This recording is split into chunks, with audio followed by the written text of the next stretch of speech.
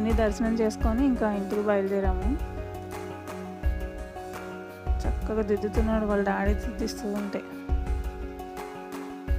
ఇలా ఈరోజు మేము ఎర్లీ మార్నింగ్ వెళ్ళిపోయామండి టెంపుల్కి. మళ్ళీ మేము ఆఫీసులకు వెళ్ళాలి కదా, అందుకే పొద్దున్నే వెళ్ళి పూజ చేయించేసుకొని వచ్చేసాము. ఆ రోజు శనివారం అండి, సాటర్డే రోజు చేయించాము.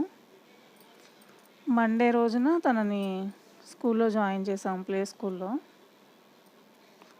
ఆ డీటెయిల్స్ కూడా చెప్తానండి, తన స్కూలు ఫీజు ఎంత అవన్నీ చెప్తాను మీకు.